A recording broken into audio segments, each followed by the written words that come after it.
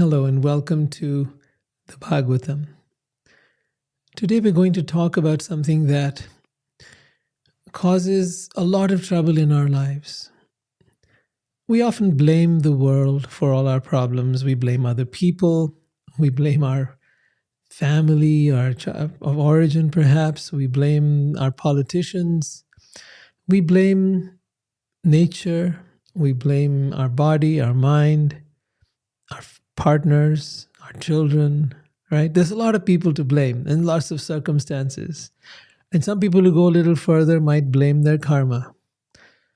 But is it really the fault of those who are out there that are causing us our real problems? Or is the problem something deeper?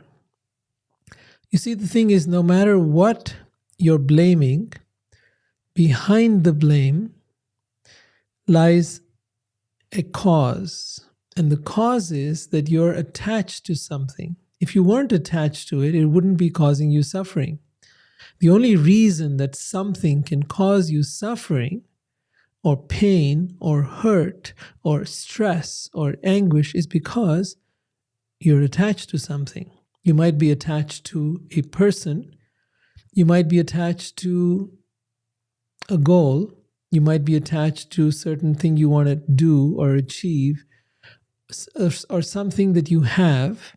There's so many different things we're attached to. Sometimes we're even attached to a thought of how things should be. We're attached to our own emotions of how we felt during something. We're attached to being right. We're attached to so many things. And it is not the thing itself that causes the suffering most of the time. Once in a while, it definitely is. But most of the time, it's because of how we think it should be. It's our attachment to either holding on. Attachment is actually a holding on. And that's a holding on to either an object or a thought or a desire or a person. But ultimately, it is attachment that causes the pain. And attachment sort of reminds me of that monkey who put his hand inside the jar to get the peanuts and then closed his fist and then couldn't get his hand out of the jar. We're kind of like that monkey, right?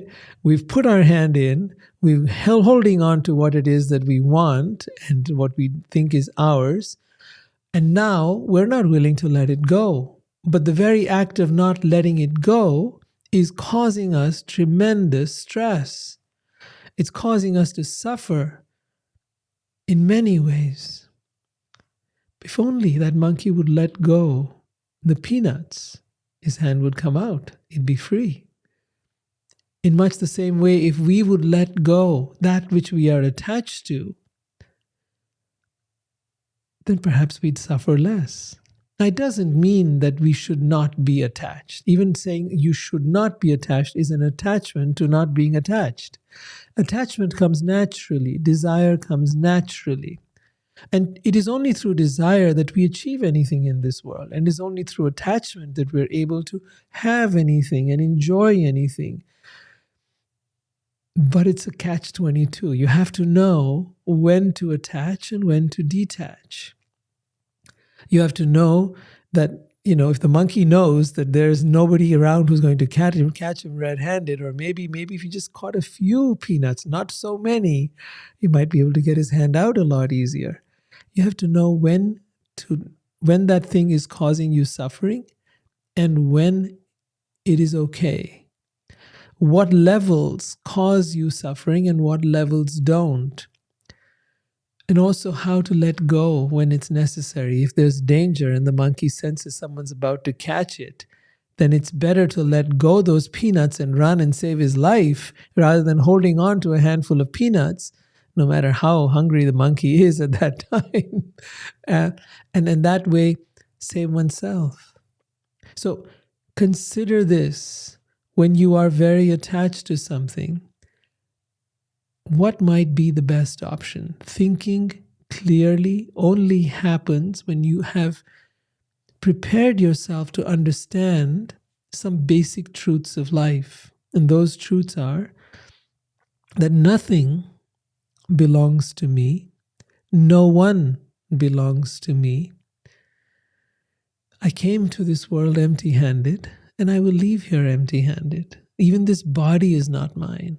This mind is not me. And as long as we understand these few basic principles, we're going to be a lot happier and able to let go of things when necessary. Today we're going to do a deep dive into attachment. The Bhagavatam teaches us through examples of history, of people who lived and who learned through the hard lessons of life. And much as we're all learning through those hard lessons, it's always good to observe someone else's experience and learn from them. It is the wise way. Very often it's hard for us to learn from instruction and theory and concepts, even if they sound really good. But when we can observe somebody else, we can say, that's how it works. And that's what I need to do. And now we have an example, perhaps a role model, that we can try to shape our lives around. So let's take a look at what some of the wisest people on the planet have been sharing with us.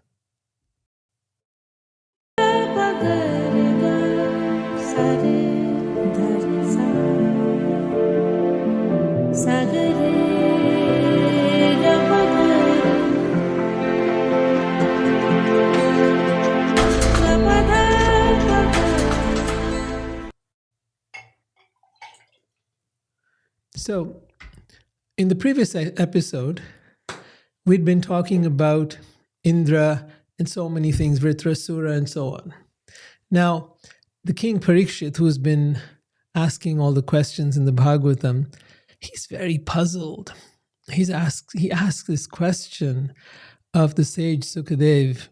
Sukadev is very wise, and he's sitting there amongst hundreds of other saintly, wise people, answering the questions of this king.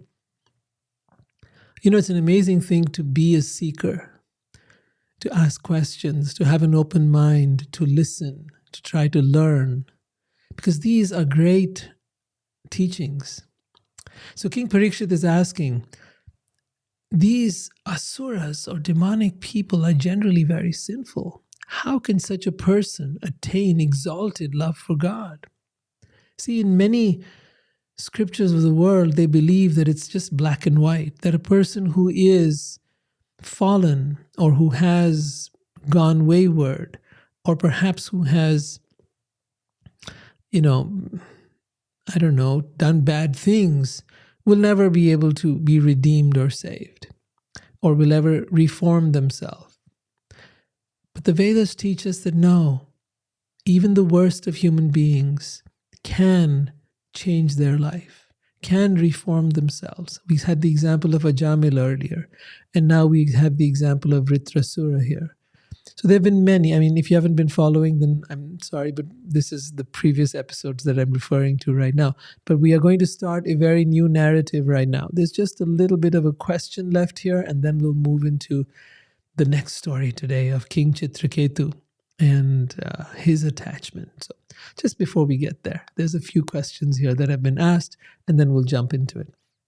So Parikshit is left with the question of he says, even highly evolved saints who are cleansed of the dirt of material enjoyment rarely attain the state of pure devotion that this demonic person, Vritrasura, attained. Now, of course, in the Vedas, when they say demonic person, they don't mean some weird character out of a Hollywood movie or some such thing like you see on, the streets these days as you walk by and people are trying to celebrate Halloween. Well, no, we're not talking about that. We're talking about people with temperaments that are either divine or demonic. By demonic, they mean here that which takes pleasure in causing suffering to others. A person who is so self-absorbed, so driven by their own desire, they don't care what happens to anybody else along the way. So this could be the CEO of a company, or it could be, a politician. It could be anyone else who just functions for their own self-aggrandizement, for their own desires, for their own needs, and their own whatever it is that they seek. And people promote those ideas today of, do what you want to do, be the best you can be, go for whatever your desire is. And they never talk about, hey, don't step on other people's toes. Don't do it at the cost of others. Don't do it by causing suffering to others. Because the fact of the matter is that what we put out there and what we cause to others will come back to us sooner or later. That's what wise people understand.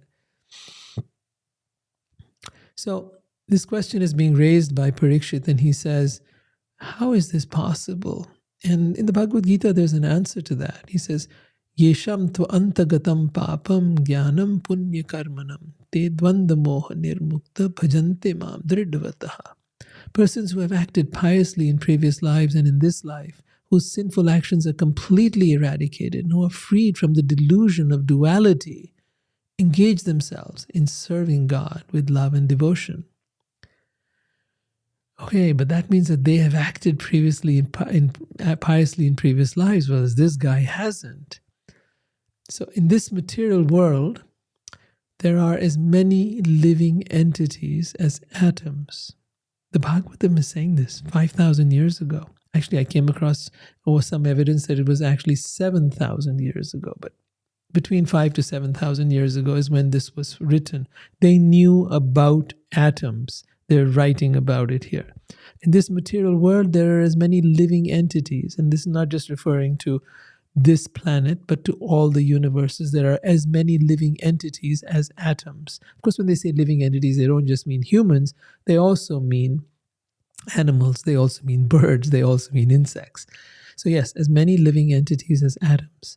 Among these living entities, very few are human beings, and among them, few are interested in the truth. Out of many persons who follow dharma are the teachings of the Vedas. Those teachings, dharma actually comes from the word dhru.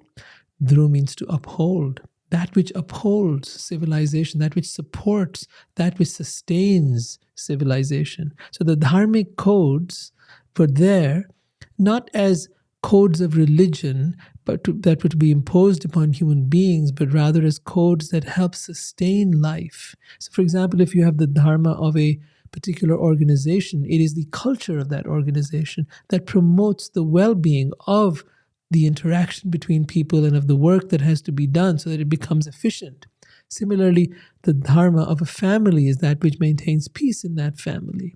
Dharma that is required for your nation is that which maintains law and order and justice and allows people to coexist with each other.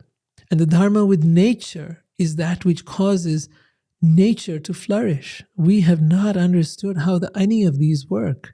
We might be doing okay with our companies and corporations to some degree, but not in relation to the world. Not how those companies relate to the world or to the ecosystems or to nature or to individuals or to families. So we have not understood the concept of dharma. And that is why we are suffering greatly, whereas the Vedic system was all about dharma. There were four things, four purusharthas. There were dharma, artha, kama, and moksha.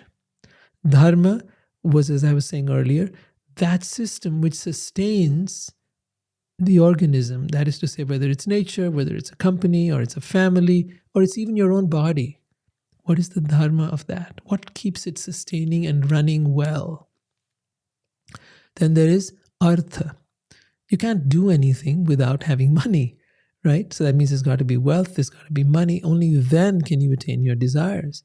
Then there is kama, which is enjoyment. You see, none of these aspects of life are negated by the Vedas. Dharma, artha, kama. But finally, when you've enjoyed everything of this world, it's time to realize that it hasn't made you happy, and that's when you seek moksha. So these are known as the four purusharthas, or the four duties, or the aspects that a human being should make as their goal. Okay, so out of many persons who follow dharma, only a few desire liberation or moksha from the material world. Among many thousands who desire liberation, one may actually achieve it. by giving up material attachment to society, friendship, love, country, home, wife, and children. And among many thousands of such liberated persons, only one might understand the true meaning of liberation. Among many millions of who are liberated and perfect in knowledge, one may be a devotee of God. Such devotees who are fully peaceful are extremely rare. In the Bhagavad Gita, chapter 7, text 19, it is written, Bahunam janmanam ante jnanavam ma prapadyate vasudev sarvam iti samahatma sudurlabha. The word Mahatma means a great soul. Like you've heard of Mahatma Gandhi, but that's what the word means, a great soul. What is a great soul? He says, one who understands that Vasudeva Sarvam Iti, that the Supreme Being, Vasudeva or Krishna, is everything, is everywhere, is in everyone. There is nothing in this world except God. Right? Within me, within you, within every atom of the creation, and yet separate from it all. But where do you arrive at that understanding? Bahunam janmanam ante, after many, many lifetimes. Jnanavam mam prapadyate, the truly learned person surrenders unto me, that is Krishna. After many births and deaths, he who is actually in knowledge surrenders unto me, knowing me to be the cause of all causes and all that is. Such a great soul is very rare. So he's explaining here that Vritrasura was definitely an infamous sinful demon, always engaged in giving troubles and anxieties to others. Rather, he's questioning, how could he become so highly evolved? Shukdev, the great sage, replies, O king, I shall speak to you the same history, itihasam, I have heard from the mouths of Vyas, Narad, and Devala. Please listen with attention. So now, instead of directly responding to the question, he's going to narrate a story, an itihasa, which means a history, actually, of something that happened, and which he has heard from great sages who told him about it. Now, through this story, he's going to try to illuminate how a person can be reformed. So he tells us now, in the province of Shurasena was a king named Chitraketu who ruled the entire earth. During his reign, the earth produced all the necessities for life. It is said that when someone is a good king, nature responds. When someone is following dharma, nature responds by producing bountifully. The seasons, the weather, everything works in harmony. This king had many wives, but could not produce a child from any of them. All of them were considered infertile. The king was handsome, youthful, and magnanimous. He was well born in high family, well educated, wealthy, and yet he was full of anxiety because he had no son or heir. His wives were beautiful, but none of them gave him the happiness he desired. You'll find this very often, that people may have everything they need and desire. Maybe if you think you could have what they have, you'd be happy.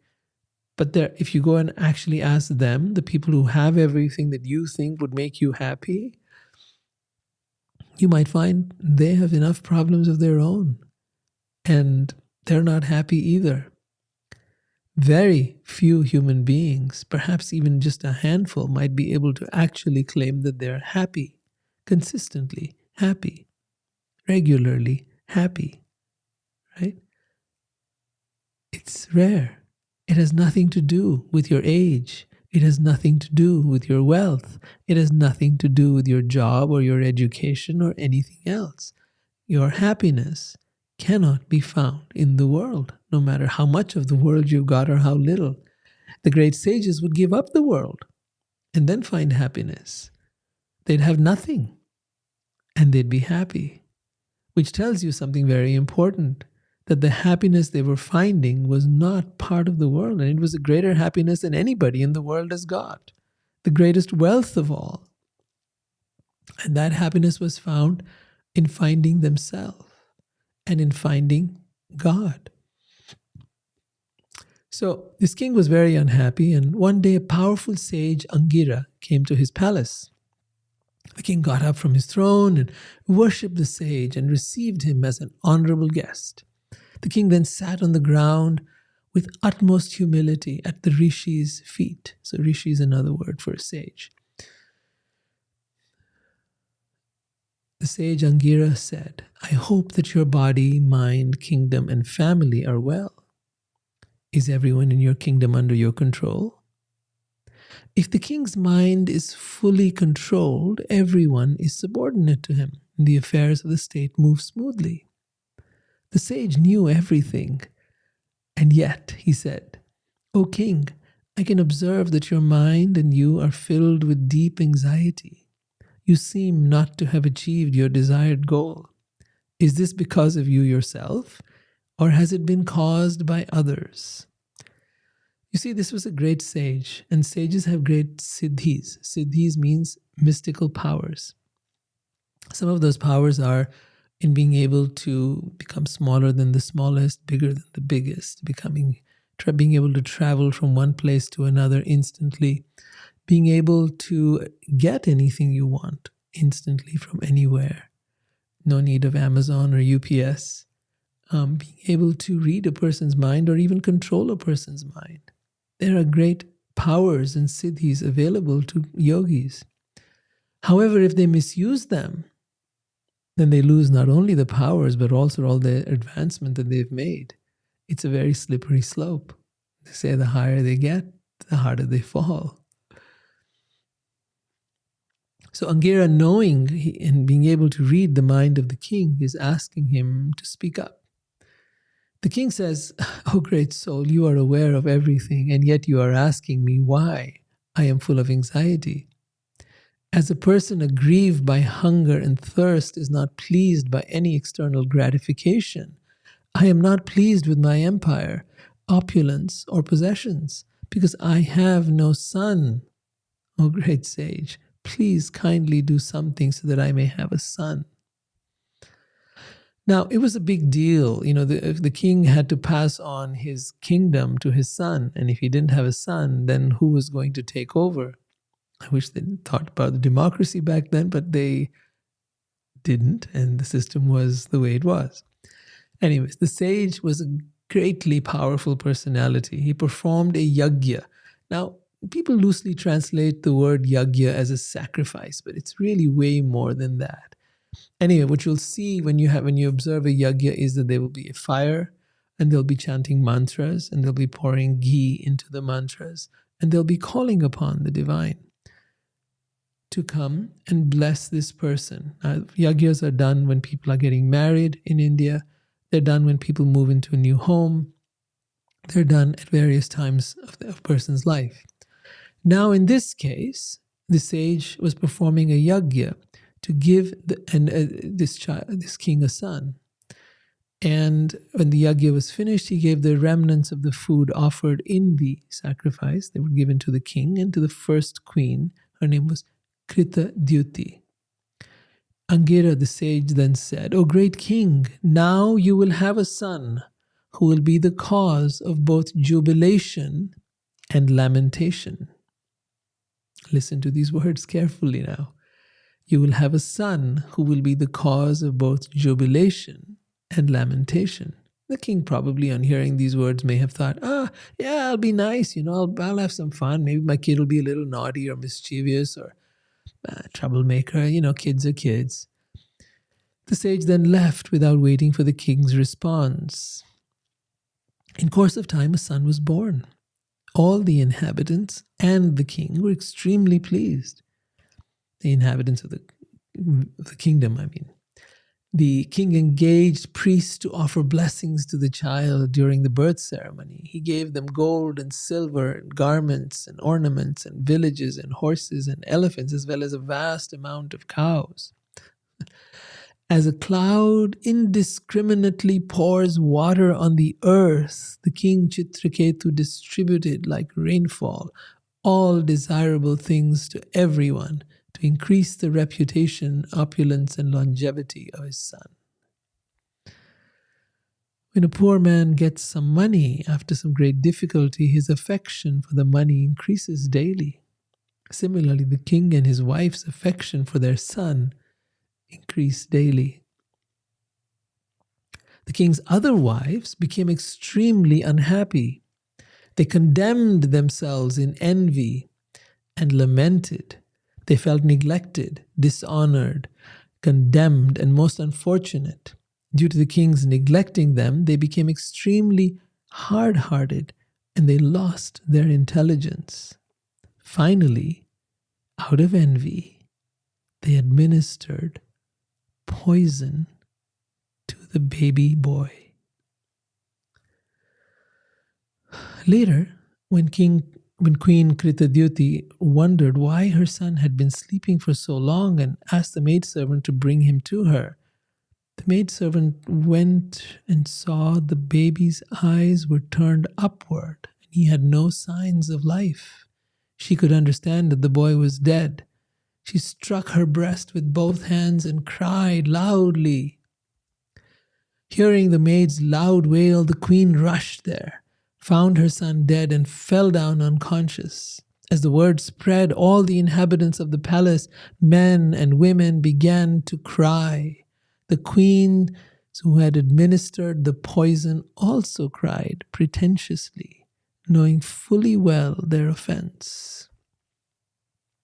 When King Chitraketu heard of his son's death from unknown causes, he became almost blind with grief. Because of his great affection for his son, his lamentation grew like a blazing fire, and as he went to see the dead child, he kept slipping and falling on the ground.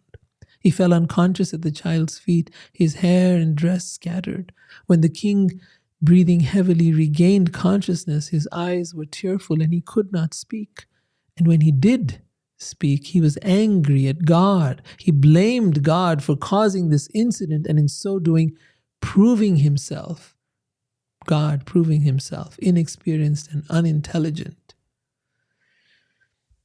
You know, it's very natural for us sometimes when we don't know who to blame, we blame God.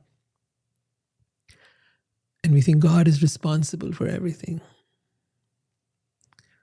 And there is truth in it and there is no truth in it. It is said not a blade of grass moves without the will of God. But what is the will of God? Does that mean God is moving everything and we're just little puppets? No, not at all. Not at all. The truth is that God is the infrastructure of the world, is the energy that makes up the world. And since God is the energy of the world, and the world is made of God, then yes, God is the, sort of like being in the ocean, right? Yes, but the waves come out of the ocean. The waves are not the ocean. It's not that God personally does things. It's that God is the energy, and that energy in turn is doing things that are the cause and effect of all the different forces that are acting upon the energy. If you push at one end, there will be a pull at the there will be a effect at the other end. It's sort of like the hydraulic systems. So when you do an action, that action has implications with many people. Their actions in turn have consequences with many people. Karma is not just you doing your actions and you getting your consequences, but it is the cumulative interactions of all the people in this world that are then affecting all of us simultaneously. It's not that because something bad happens to someone that's just their bad karma. It could be the bad karma of somebody else, someone else doing something. Some guy comes into a place in a school and kills a bunch of kids. Doesn't mean these were all kids who had got bad karma. No, not necessarily. Right? It's this person performing a bad action that is now harming so many people.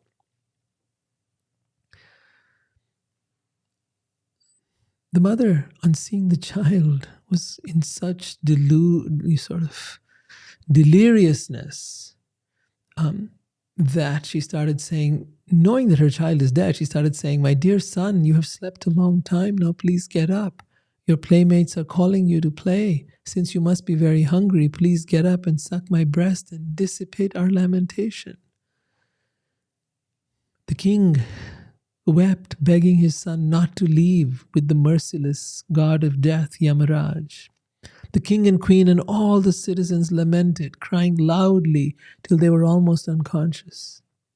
When the great sage Angira understood that the king was almost dead in an ocean of lamentation, he went there with another great sage, Narad Rishi. While King Chitraketu, overcome by lamentation, lay like a dead body at the side of his son, the two great sages, Narad and Angira, instructed him about spiritual consciousness.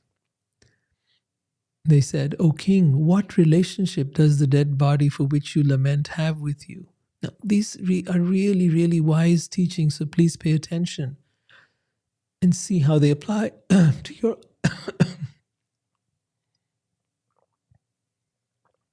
see how they apply to your life as well. O king, what relationship does the dead body for which you lament have with you? And what relationship do you have with him? You may say that you are now related as father and son, but do you think this relationship existed before? Before meaning before he came into this body. What did you have a relationship with him, a few years before he was born? Does that relationship really exist now? Will it continue in the future? Think about it. Even in your life, the person who you call your partner, the person who you call your child, did that relationship exist before that person was born? Before that person came into your life? Does that relationship truly exist now? Will it continue in the future? O king, as small particles of sand sometimes come together and are sometimes separated due to the force of waves, the living entities who have accepted material bodies sometimes come together and are sometimes separated by the force of time. Some have compared this same phenomena to like guests meeting in a hotel. And they might sit down and have some meal together, and they might laugh and they might joke. And then they might go their way. Or in a restaurant or a bar or whatever. Right? And in the same way, we come together for a short period of time. Maybe that short period might be an entire lifetime. And then we're separated again. But in terms of eternal time, that's just a moment. It's a fraction. When seeds are sown in the ground, they sometimes grow into plants and sometimes do not. Sometimes the ground is not fertile and the sowing of seeds is unproductive. Sometimes a prospective father may beget a child, but sometimes conception does not take place. Therefore, one should not lament over this artificial relationship of parenthood, which is ultimately controlled by divine will. O king, all of us, as well as everything moving and non-moving throughout the entire cosmos at this time, are in a temporary situation. Before our birth, this situation did not exist. So what does it mean, a temporary situation? This body is temporary. The situations that are occurring in our life are temporary. If something bad happens, it happens in that moment. It doesn't keep happening. Or if it keeps happening, it doesn't keep happening forever. There is always a beginning to something and an end to something in this world. There's a starting and an ending. It's constantly moving like that. We're constantly going through beginnings and endings. So no situation is permanent. No situation is lasting. Nothing in this world, either good or bad, will last forever. He continues, everything in this world is a temporary situation. Before our birth, this situation did not exist, and after our death, it will exist no longer. Therefore, our situation is temporary, although it is not false. So because it is temporary doesn't mean it's false. It's happening, right? If somebody hits you, it hurts. It's not false. It hurts. At the same time, it's temporary.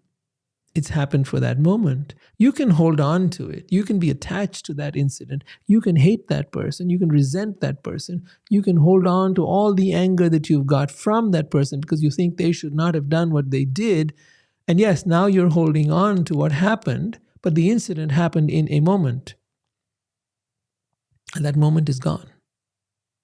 But what's holding on to it is your feelings of how it should not have been so, of how they should not have done what they did.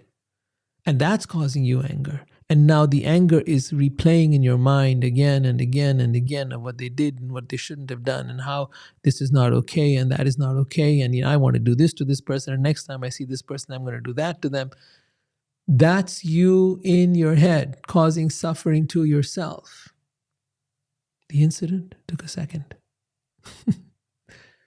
And likewise, if somebody said something or did something, whatever.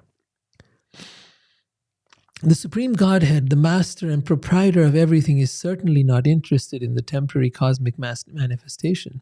Nonetheless, just as a boy at the beach creates something in which he is not interested, the Supreme Being, or God, keeps everything under his control through creation, maintenance, and annihilation. But he gives a great example here. This example of the child playing on the beach.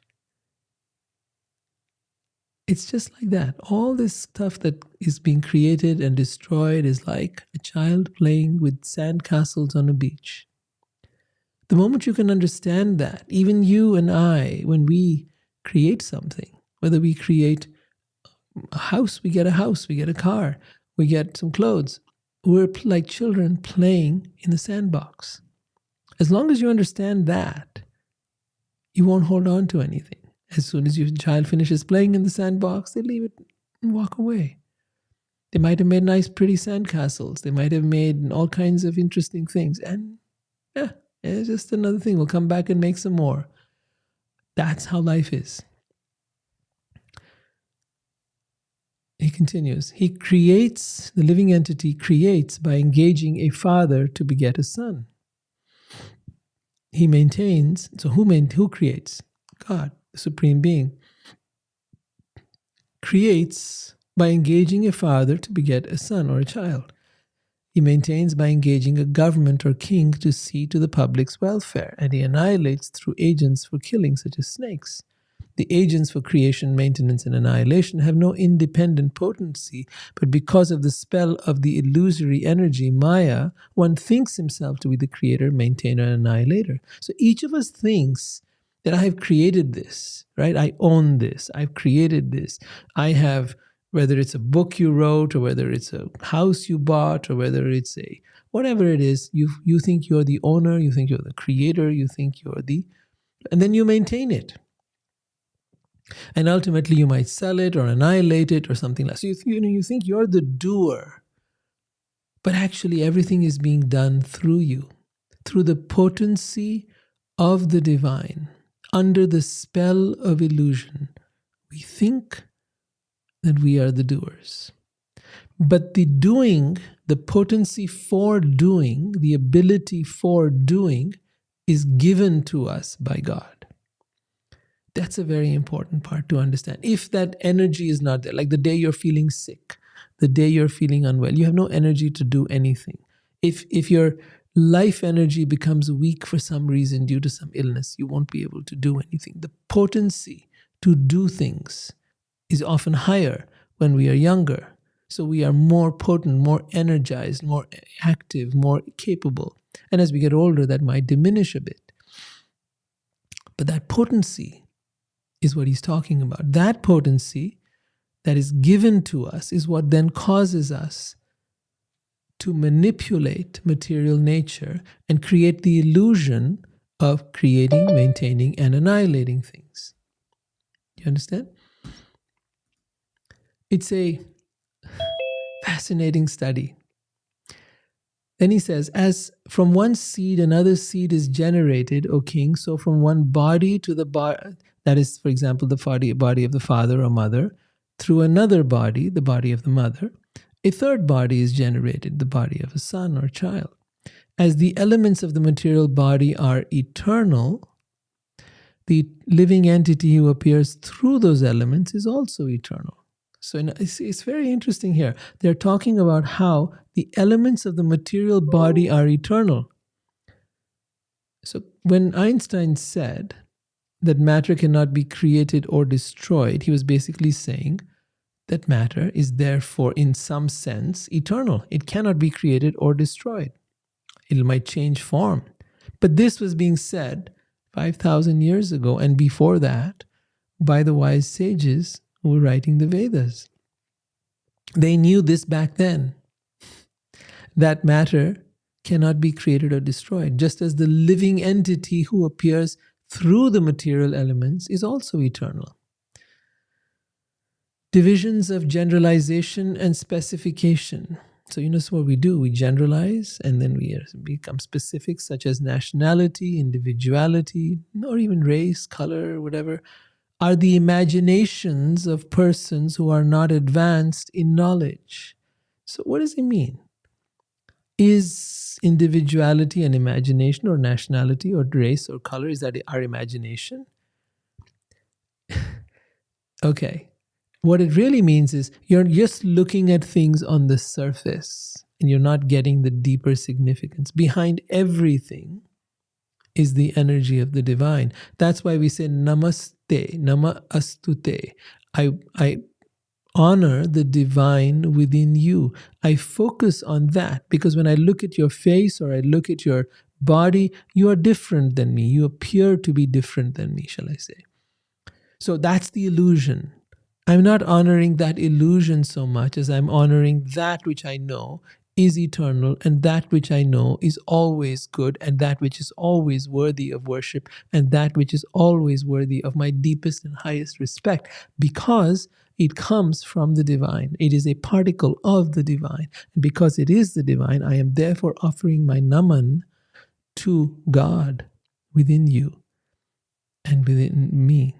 So some people will say namaste, others will say Jai Shri Krishna, others will say Jai Shri Radhe, or they will say Jai Shri Ram. They're all ways of saying I honor God who is present within you. So the rest is our imagination or our delusion, the delusion created by this body-mind organism that this world in fact is what it is. In fact, none of it is what is as it seems to be. None of it is real. The forms we live in, the bodies we have. Today they're like this. In another lifetime, they'll be like something else. Today you're a man, tomorrow you're a woman. Next lifetime, you might be an animal or an insect. Today you're black, tomorrow you might be white. Today you're a man, tomorrow you might be a woman. That's why a lot of people come born into this life confused about their genders because they've been different genders in different lifetimes. And now they're coming here with those impressions of that lifetime, thinking that, oh, I'm in a male body, but I feel like a female. And the reality is, yeah, that's all right. But now you've come to have this male experience, so have it. Don't fight it. And then you can go back to having a female experience in another lifetime.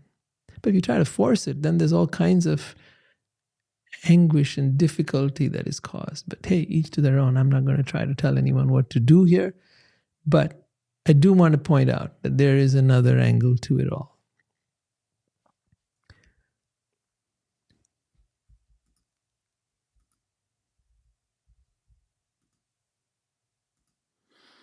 Enlightened by the instructions of the sages, King Chitraketu became hopeful. Wiping his shriveled face with his hand, he began to speak. I see that you are most elevated in awareness. You know everything as it is. Therefore, you are the greatest of all great personalities. Only you can give me real knowledge. I am as foolish as a village animal, like a pig or dog, because I am merged in the darkness of ignorance. Therefore, please ignite the torch of knowledge to save me. Do you see the humility of this king? Do you see the self-awareness of this king? See and learn from him, because this is given to us as an example of what it is like to really develop the attitude by which one can advance spiritually. The key is humility. The key is this self-awareness that I am nothing. The more you think you are something, the less you will advance spiritually. The more you know you are nothing, the more you will advance spiritually. So the sages Angira say to him, my dear king, when you desired to have a son, I approached you and gave you this son. As for this rishi, he is the great sage Narad, the direct son of Brahma. My dear king, you are an advanced devotee of God. To be absorbed in lamentation for the loss of something material is unsuitable for a person like you. Therefore, we have both come to relieve you from this false lamentation, which is due to your being merged in the darkness of ignorance.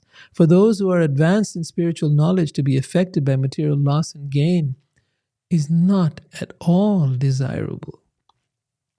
When I first came to your home, I could have given you transcendental knowledge, but when I saw that your mind was absorbed in material things, I gave you a son who caused you jubilation and lamentation. O king, one's wife, house, opulences are all temporary. One's kingdom, military power, treasury, servants, ministers, friends, and relatives are all causes of fear, illusion, lamentation, and distress. They are like a non-existent palace that one imagines to exist in the forest. Because they are impermanent, they are no better than illusions, dreams, and mental concoctions. These visible objects, like wife, children, and property, are like dreams, and actually what we see has no permanent existence. It is sometimes seen and sometimes not.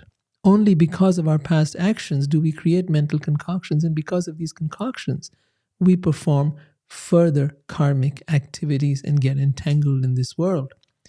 The living entity in the bodily conception of life is absorbed in the body and suffers three kinds of tribulation. Miseries caused by other living entities, miseries caused by nature, and miseries caused by one's own mind and body. Therefore, this body is the source of all miseries. O king, carefully try to understand who you are, whether body, mind, or soul. Consider where you have come from. See, this is pertinent to all of us.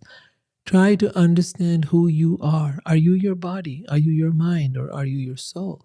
Consider where you have come from, where you are going after giving up this body, and why you are under the control of material lamentation.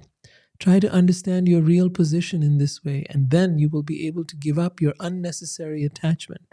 You will also be able to give up this false belief that this material world can ever fulfill your desires.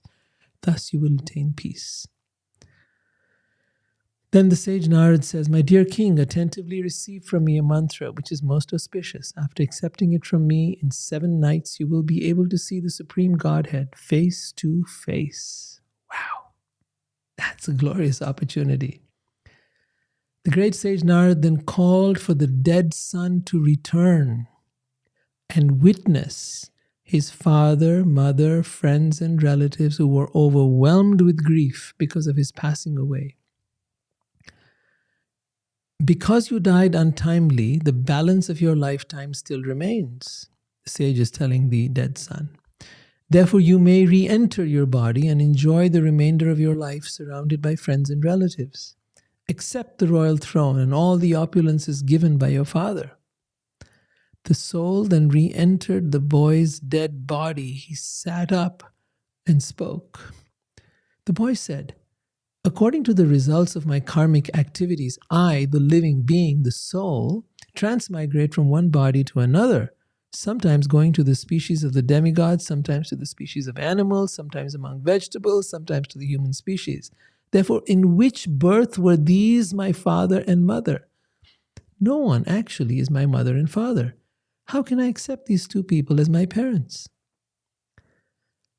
See, this is the wisdom of the soul. This is not the wisdom of the humans. Once we come into this body, we generally lose that awareness and this knowledge because we become attached. We become deluded by the illusions of this world.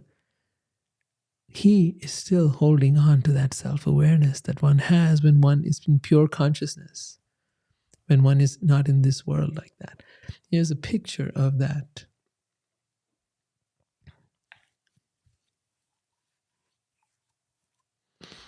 So you see there the king, you see Narad and the two sages on the left towards the upper part of the picture, and you see the child. In this material world, which advances like a river that carries away the living entity, all people become friends, relatives, and enemies in due course of time. They act in many other relationships. Nonetheless, despite these various transactions, no one is permanently related.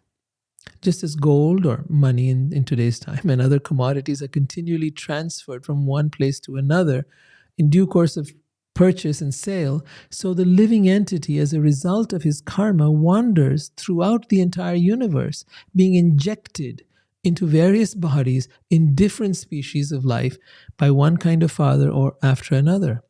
A few living entities are born in the human species and others are born as animals. Although both are living entities, their relationships are impermanent. An animal may remain in the custody of a human being for some time, and then the same animal may be transferred to the possession of other human beings. As soon as the animal goes away, the former proprietor no longer has a sense of ownership. As long as the animal is in his possession, he certainly has an affinity for it. But as soon as the animal is sold, the affinity is lost. Sometimes if you've had a dog or a cat and you've given that cat or dog away, you might have a moment or a little while where you're still feeling a sense of loss, and then you move on. Just how we are. Even though one living entity becomes connected with another because of a relationship based on bodies that are perishable, the living entity is eternal. Actually, it is the body that is born or lost, not the living entity. Living entity means soul. You, me, the actual person is the living entity. The body is born or lost, not the living entity. One should not accept that the living entity takes birth or dies. The living being actually has no relationship with so-called fathers and mothers. As long as he appears as the son of a certain father and mother, as a result of his past karma, he has a connection with the body given by that father and mother.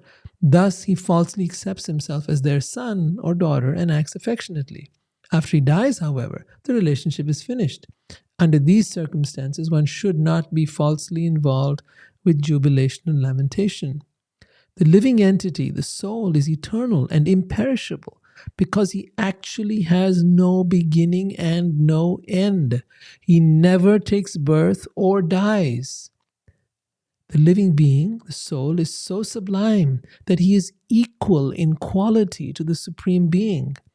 Nonetheless, because he is extremely small, he is prone to be illusioned by the external energy and thus creates various bodies for himself according to his different desires. For this living entity, the soul, no one is dear, nor is anyone unfavorable for the soul. Right? No one is dear or unfavorable. He makes no distinction between that which is his own and that which belongs to anyone else. He is one without a second. In other words, he is not affected by friends and enemies, well-wishers or mischief mongers. He is only an observer, a witness of the different qualities of men. The Supreme Godhead, the creator of cause and effect, does not accept the happiness and distress that result from karmic actions. He, too, is completely independent of having to accept a material body, and because he has no material body, he's always neutral. The living entities, being part and parcel of him, possess his qualities in minute quantity. Therefore, one should not be affected by lamentation. What is he saying here? That we are, just as God is, tiny particles of that divine, tiny sparks of the divine.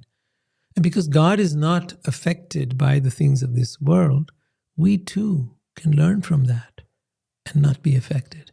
Because when we shift our identity and realize, I'm a spiritual being, I'm not a human being, I am a spiritual being. I am spirit. I come from God. I am no different than God. No different means in quality. Just as a drop of water from the ocean has all the qualities of the ocean, so also we have all the qualities of God in our soul essence. However, we do not have the quantity of the ocean. We do not have the quantity, the ability to do what God does. Nevertheless, we have the qualities. Then the soul and the body of the boy left, and everyone was astonished. They cut off the shackles of their affection due to relationship with him and gave up their lamentation. After the funeral ceremonies and burning the dead child's body, they gave up the affection that leads to illusion, lamentation, fear, and pain. Such affection is undoubtedly difficult to give up, but they gave it up very easily. The queen's co-wives who had poisoned the child were very ashamed, and remembering the instructions of the sages, they gave up their ambition to bear children and atoned for their sinful actions.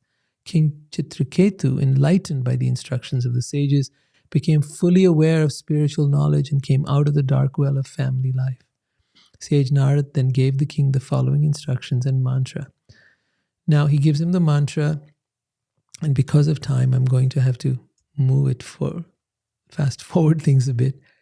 And in that mantra, he gives him a lot of instruction, telling him what to do. And then the king just only fasts and drinks water for one whole week, continuously chanting the mantra with great care and attention.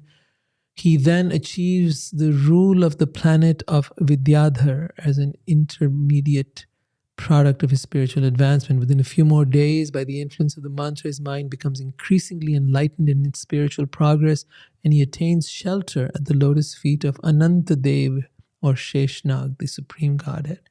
Shesha was as white as the white fibers of a lotus flower. He was dressed in bluish garments and adorned with brilliantly glittering helmet, armlets, bangles, and belt. His face was smiling and his eyes were reddish. He was surrounded by exalted, liberated persons. So with that, this wonderful scene, we see the king Chitraketu has achieved darshan, vision of the divine. And upon achieving that, he becomes completely transformed. He finds himself at first unable to speak, and then there's tears falling from his eyes, his hair stand on end, and with great devotion and love he offers respectful prayers and obeisances. And at that point he goes into complete ecstasy, and ultimately in that very moment achieves enlightenment and liberation through that vision of the divine. With that, I'm going to end, and I'd like to take up your questions. We might pick out some parts of this for next time, but yeah. All right, so let's see, we've got some wonderful questions here.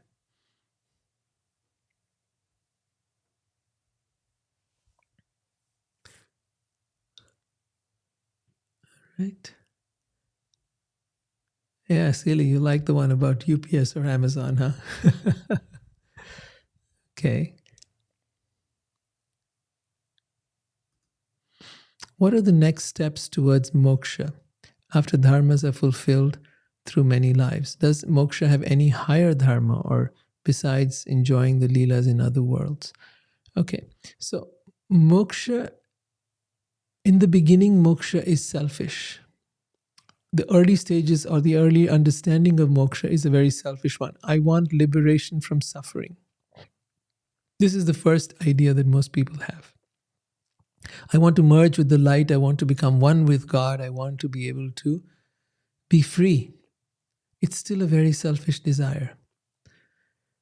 But when that desire transforms into, I want what you want, the way Christ said it, for example, was, thy wilt be done on earth as it is in heaven. He was referring to this idea of surrender. He was referring to this idea of your will instead of my will. I want what you want, not what I want. If you want me to be here from eternal lifetimes, I'm willing to do that if that's what you want, as in what God wants. So now we transfer our will and place it in God's hand. We have free will. What do we do with our free will is what matters. Will we take that free will and will we then go on to create more things and have more things and enjoy more experiences? Or will we realize that all of that is futile endeavor, and let me place my free will in the hands of God and say, what is it you want? I will do as you want. That is surrender. Surrender means letting go that free will, letting go that sense of separateness from God. What you want is what I want, and what I want is what you want. And now see this beautiful loop. What I want is what you want, and what you want is what I want. And in this, there are no winners or losers. There is only the beauty of oneness. This is practical oneness in relationship with the divine, or with anyone for that matter.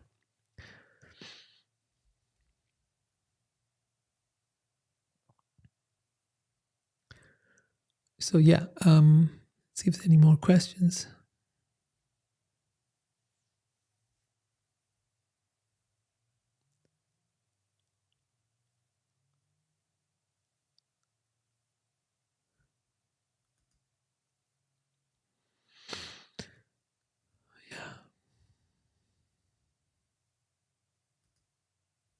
Transcending karma from physical disturbances of others, nature, and our own minds, the same as liberation from illusion. Deep knowledge within these chapters. Yes, very deep knowledge here in these chapters here.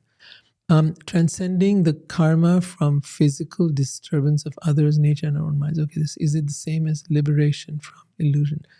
Yes, because you can't transcend the so-called suffering caused by others unless you are actually free from the illusion. What is the illusion? The illusion is I, me, and mine. The illusion that this is I. So if now somebody insults you, so there's this wonderful thing that if somebody insults you, then, and if you don't take that insult, if you're not attached to that insult, if you don't hold on to it, then who does the insult belong to? It belongs to that person. When someone is being mean and horrible and terrible, it's not telling you something about you. It's telling you about them and where they're at. And if you understand it from that perspective, you can actually be compassionate. You can actually begin to look beyond the insults and the words and the actions of that person. You can begin to see the suffering within them. Because a truly evolved person sees only the goodness, the soul of the other person. Whereas a person who is mentally disturbed or agitated or full of anger or jealousy or wrath or any of those things sees what is within them, they see it within others. Like those queens, they were so jealous of this one queen that had a child, and all the attention had now shifted to that queen. So they became so jealous that they killed the baby. How did that serve them? But they lost their intelligence in that moment. They weren't thinking clearly. And they ruined everything. Right? And maybe their life before that wasn't great anyway, so I don't know. But the point is, how did it help to cause so much grief and suffering for others? But that's what happens when we come under the control of our mind. So it's important to be able to transcend this idea that anyone else can cause you suffering. The truth is, nobody causes you to suffer. Nobody can make you suffer. Nobody and nothing and no situation can cause you to suffer except yourself. What that means is how you process that data that's coming in, how you interpret it, what you make of it, and how you hold on to it. So a lot of people say it's just about meaning making that the mind is about. No, it's not. Mind does a lot more than meaning making. It also holds on to the meanings that it makes. It also turns them this way and that way. It keeps on twisting and turning them. And then being attached to those interpretations, and thereby then the actions that then emerge from that, or reactions that emerge from that. All of that is part of that's what generates the karma. And then that karma is then something that now starts having implications that go on and on and on. As I said, one person's karmic reaction then affects many others. Those people's karmic reactions then affect you and many others. Yeah. Transcending the karma from the physical disturbance of others, nature, and ones. Okay, we did that one. Thank you so much for your questions. Thank you so much for your presence. Thank you so much for your support. I look forward to you being here, encouraging me and supporting me and being there for me. I appreciate you a lot. All of you that are watching now and that watch in the future, please leave your comments in the YouTube, and I look forward to replying to them as well. Thank you. Hare Krishna. I will see you next week.